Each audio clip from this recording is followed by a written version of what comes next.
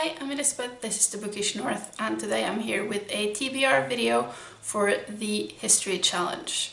So I don't do a lot of TBR videos because I suck at keeping to them, and I don't do a lot of readathons because I suck at keeping at them. You might see a pattern here. But this one just sounded so right up my alley that I wanted to be a joiner for once. So here we are. So the History Challenge is a 2-week readathon. It's hosted by 4 wonderful booktubers, Emma from A Cup of Books, Jenny from Bookish Shenanigans, and the 2 Justins of Triumphal Reads and Ghost Reader. I will leave links to all of their announcement videos down below. So basically it's a 2-week readathon starting on the 17th of August going on to the 30th, and the main goal of the readathon is to read 1 history books within these 2 months. And that should be a piece of cake.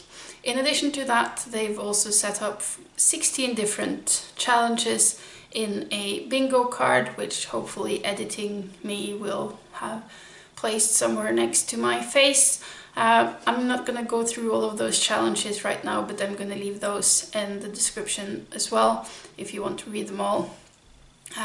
Basically, they encourage you to interpret these as loosely as you want and to combine multiple prompts for 1 book if you want.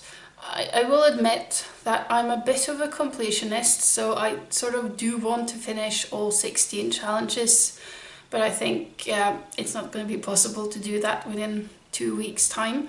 So maybe the first thing I'm going to stretch is the duration of the readathon and maybe cheat a little to see just how many of these I might tick off if I give myself a little more time, but we'll see.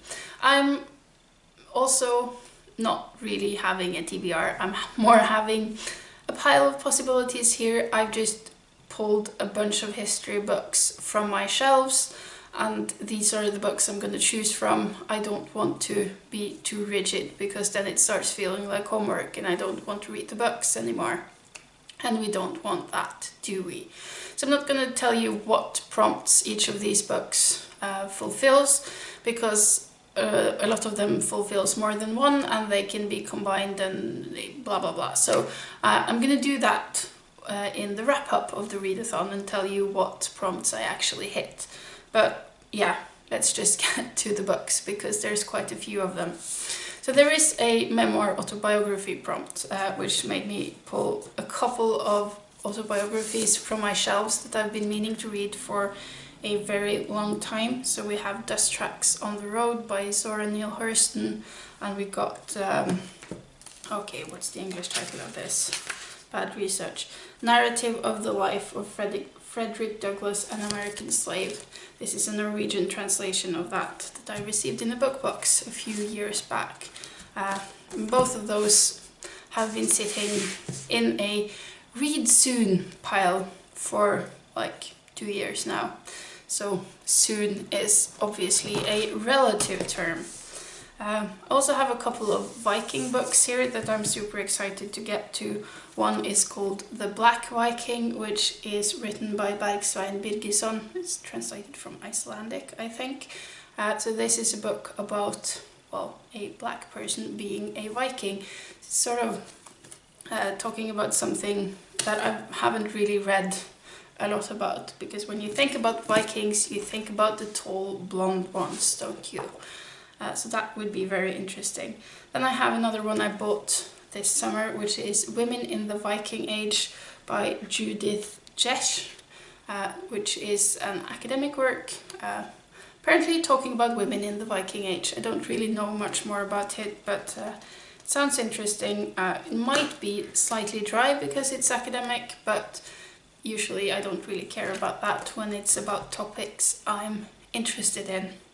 I also have a book that I have started, so I'm about 2/3 of the way through, but this would be, you know, a good way of getting back into it and actually finishing it off. And it's this massive thing. It's I Am Ashurbanipal, King of the World, King of Assyria, edited by Gareth, Burton.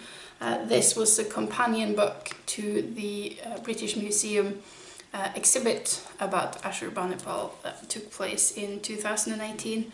I went to the exhibit, it was great, and this book is basically a bunch of essays dealing with different kinds of things about Assyria and about Ashurbanipal. The ones I've read so far have been mostly very readable and great. It's richly illustrated by pictures and stuff, so maybe I should just finish off the last 100 pages of this during the readathon. I have more. Definitely I have more. This is a Norwegian book that was gifted to me a few years back. It's called Bokstavene I historien, or The Letters in History. And when I received this, I thought this was a book about the history of the alphabet. And I started it and I read like 20 pages, and then I realized that was not the case, and I put it aside just because it wasn't what I thought it would be. But what it actually is also very interesting. So this is another option, particularly if I need to read something in Norwegian. So this is actually the history of one particular font, and you know, the cover might give you an indication of what kind of font that is. But it's the font that found on a lot of public monuments in ancient Rome, including the Trajan column. And he's talking about the origin of this font, I think, and also how this font has influenced other things through history. Again, lots of illustrations. It's written by a typographer. So it is, again, I do remember it was slightly dry in the prose, but still about something I'm really interested in, so I don't really think I care. Then another one that would be a very good crossover with Women in Translation Month is Tales from Chernobyl is the English title of this. I have the Norwegian translation, and it's by Svetlana Alexievich.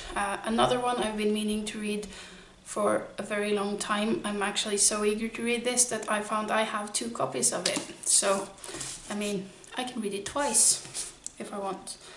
Like, I could do that with anything else. That was silly. Anyway, next up, a bit of a random book that I don't know much about, but which I picked up on one of my trips to London. It's Mapping the Lost World of the Celts, The Discovery of Middle-earth by Robb.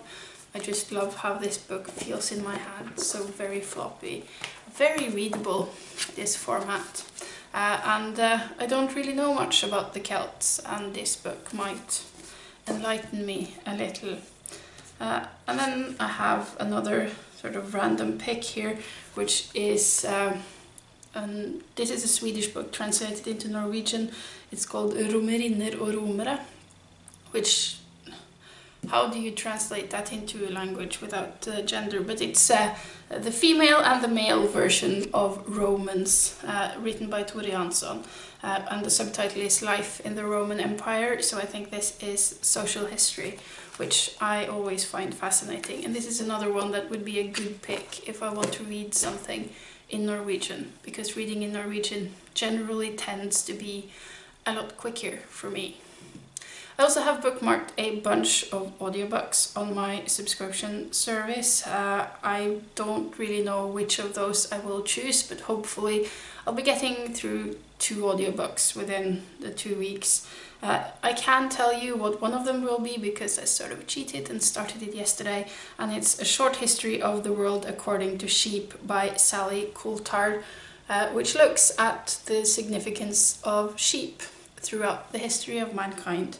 And so far I've listened to 6 chapters yesterday when I was out walking, and it's super fascinating. So that was a good pick. But I also have a lot of, you know, ancient history things bookmarked, and also some slightly lighter choices if that's what I'm in the mood for. And then there's always this very nice box set that's behind me here about the Hittites, the Babylonians, the Egyptians and the Persians. Yes. So that's another option to get to, or at least start one of those during this 2-week period. So clearly I'm not going to be reading all of these books. That's way too much for me to read in 2 weeks, particularly since I do tend to read a bit slower when it's non-fiction than when it's fiction. But hopefully I could get through 3, maybe 4, and we'll see which ones it will be. And I'll probably be back with a wrap-up in about 2 weeks. So if you are participating in the History Challenge, I would be very interested to hear what you will be reading, or if you have any recommendations for me about history books. I'm also always interested in hearing that. So until next time, bye bye.